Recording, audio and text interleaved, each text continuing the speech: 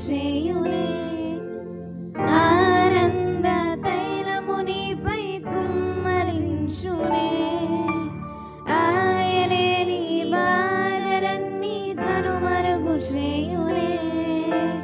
ఆనంద తైలమునిపై కుమ్మరించునే స్తుతింపజేయునే